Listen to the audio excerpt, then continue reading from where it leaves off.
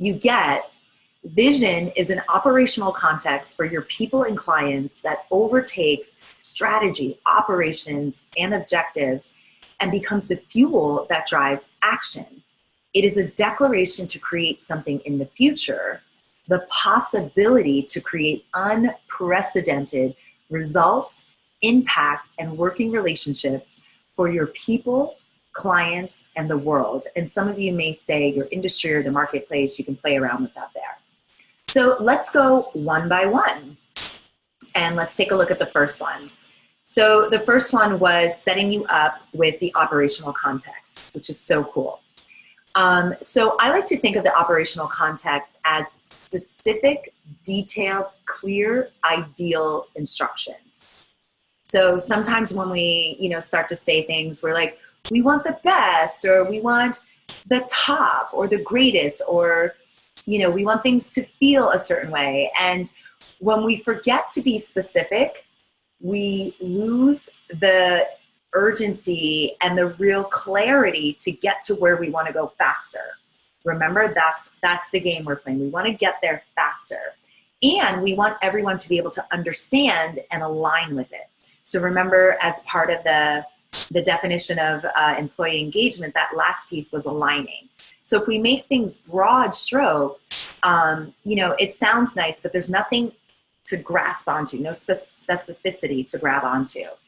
So again, think of operational context as operating with specific, detailed, clear, and ideal instructions.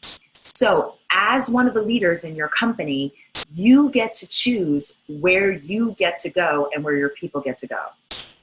So this means the context of the vision or the intention is more powerful and more useful than what you do, which in the world of leadership and transformation, we call that the mechanism. So the context, and sometimes we call that vision or intention, is more powerful and more useful than what you do or the mechanism, right? How you get there. So we also call this the intention, right? So the intention is more powerful, more useful because it's your reason why, it's your purpose. So you and your people can do things, right? You're all skilled, you're all talented. So you and the people who work with you can do things all day, every month, all year. And if there's no intention or reason or purpose behind it, you may not be accessing your company's full potential and full resources, or your people's full potential leading or full potential, or allowing you as leadership to lead your people in a direction, right? And that direction, without being specific or having the intention behind it, it might not be the fastest route or the ideal way to achieve the results and impact you want to create in the world. So think about it this way.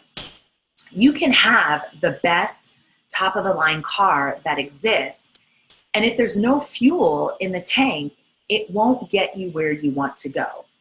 At least it won't get you where you want to go in the fastest, most, efficient way, right? Because all the parts work, right? So all the parts of that car work.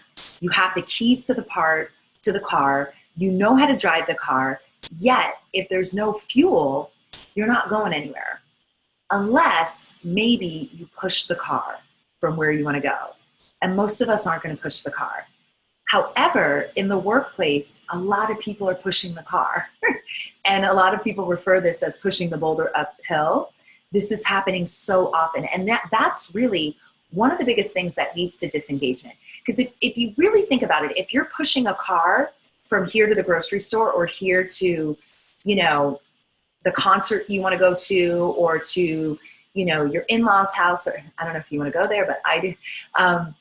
So if you're really pushing a car from A to B, you're going to stop. You're going to be exhausted. It's going to be overwhelming. It's going to feel too hard, because guess what? That is too hard. And then other people are like, well, I'll just walk, or we can call an Uber. And I love this because we brought up Uber in one of our client engagements recently. And a lot of people were like, yeah, we could just call an Uber. And if you really think about the Uber example,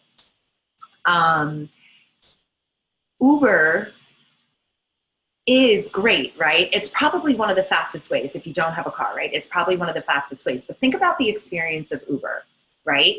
First, you have to use something else to get an Uber, right? You have to access an app, make sure your phone is charged. You know, anybody land in the airport and you're like, I got to charge my phone before I can call my Uber.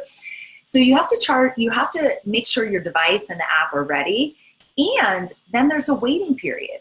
So it's not as easy as getting into the car and going. Then you have a third party driving you. So it isn't your vision, your route, your way. And, you know, for most of us, if we don't exactly know where we're going A to B, we kind of have to put our trust into a third party. So, and I don't know about you, but I live in a major city. I travel to major cities, and Uber drivers can be a quite interesting experience in and of itself. So take a moment just to think about the fuel to your contextual, to your operational context, right? So the intention is but it is the reason, the purpose, and the why mixed in a little bit with the what, right? And we'll talk about the what in a moment. So what does that start to mean to you so far? So take a moment right here and just jot down, what is this starting to mean to you?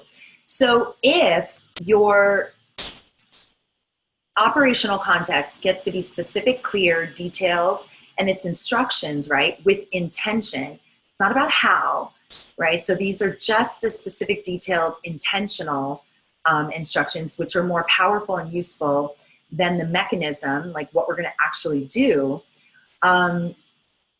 You get to think about what that means right now in the moment. Because remember, without an intention, without purpose or reason or complete direction, we may not be accessing the company's full potential and our people's full potential, which may not get us where we want to go faster. So then the future